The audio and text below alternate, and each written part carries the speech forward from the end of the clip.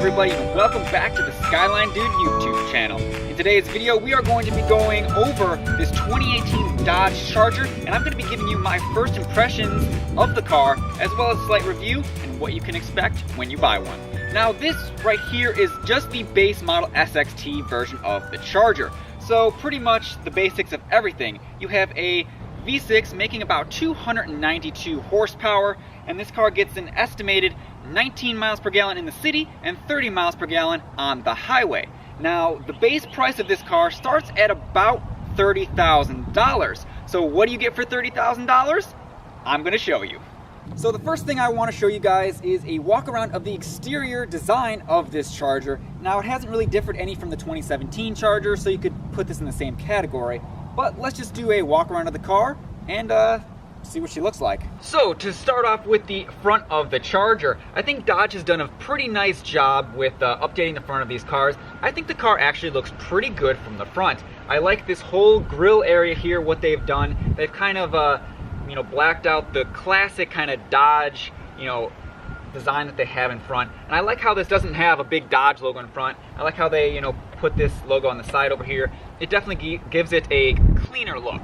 Now, obviously, you have the LED daytime running lights over there, which make the car look nice as well as the fog lights on the bottom, which do look pretty nice when they're illuminated. As well as you have, the lower front grille here. Overall, a pretty aggressive design for the base model, and I think it looks pretty good.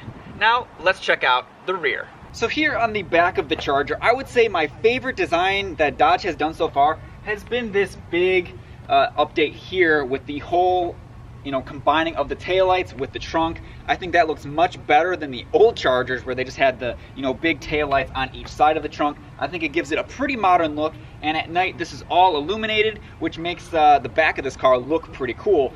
We also have the fake exhaust tips on the bottom, but they give the back end of the car a pretty nice styling, and it looks pretty good. Now, if any of you guys were wondering what the stock exhaust on a V6 Charger sounds like, we're gonna find out.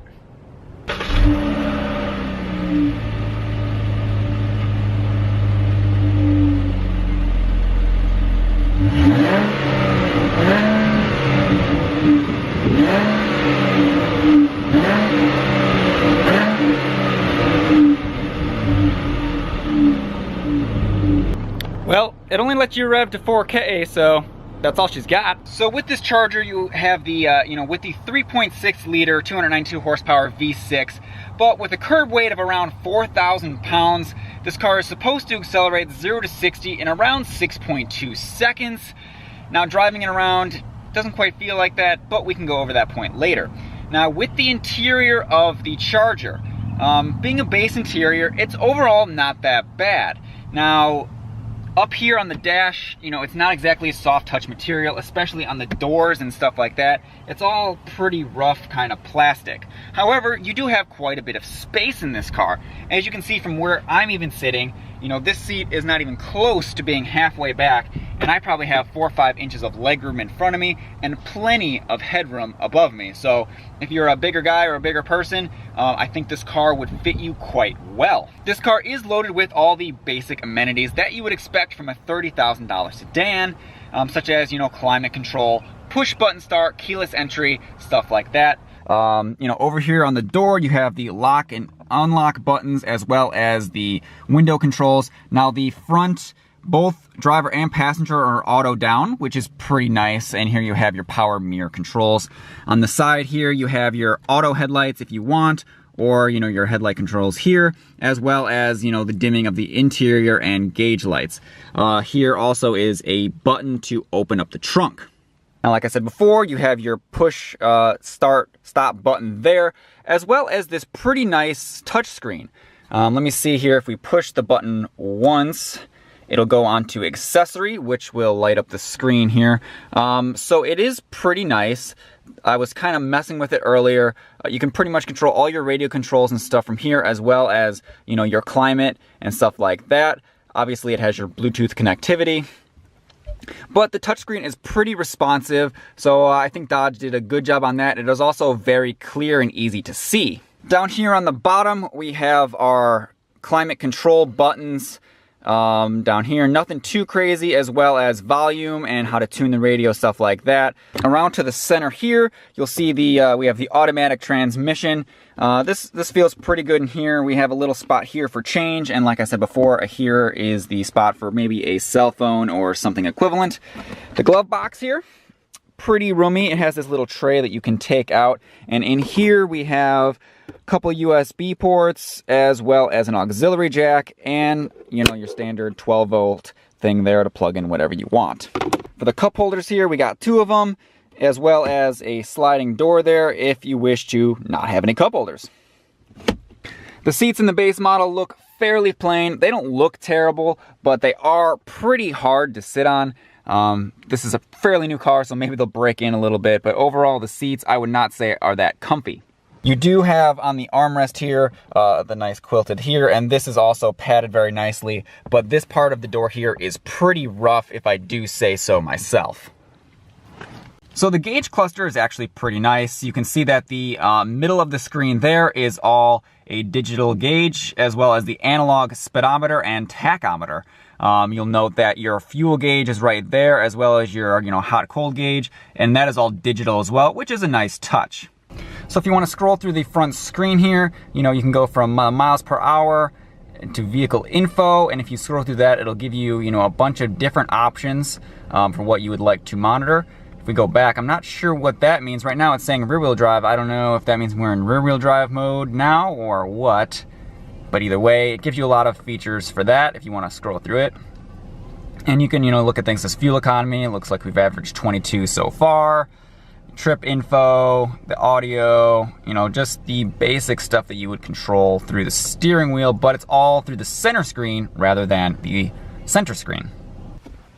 Looking up, this car is not equipped with the sunroof, but we do have the home link buttons up here, as well as the interior lights and stuff like that. And up here we have a spot for your sunglasses. So in the back seat of the Charger, there is plenty of room back here. I will definitely give it that. Granted, the driver's seat is not close to being all the way back, and I'm a smaller guy, but still, if you look at my leg room here, there is ample room to move, your knees or anything like that.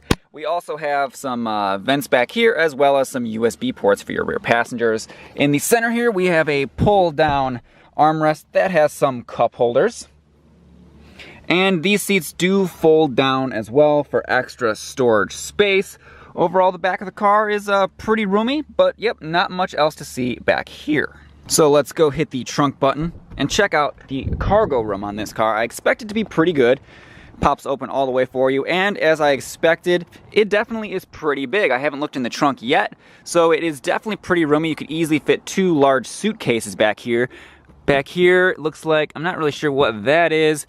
Looks like we have a hook for some clothes back here on either side. But yeah, overall, a pretty roomy trunk, which is kind of what you would expect.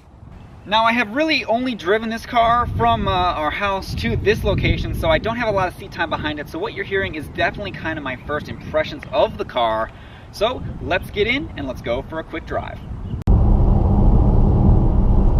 So driving around in the 2018 Dodge Charger, my initial impression is that this is definitely a big car. Now, I'm definitely used to smaller cars, so I don't know how skewed my opinion is on that, but it definitely feels like a big car. And not only does it feel like a big car, but also the visibility is fairly poor, I feel.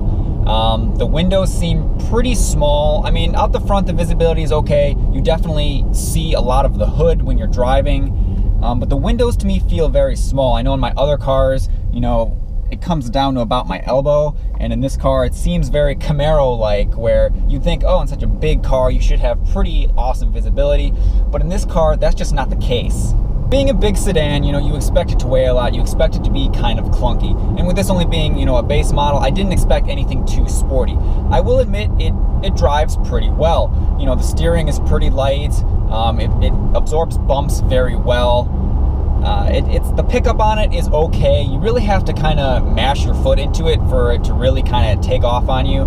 If you don't do that, it's kind of sluggish, honestly. The seats in this base model, I wouldn't say are particularly comfy. They're okay. They're obviously made for a bigger person. If you guys don't know, I'm a somewhat smaller guy, so I mean, there's a lot of wiggle room. I don't expect too much from a base model. They're okay. That's all I can really say about them.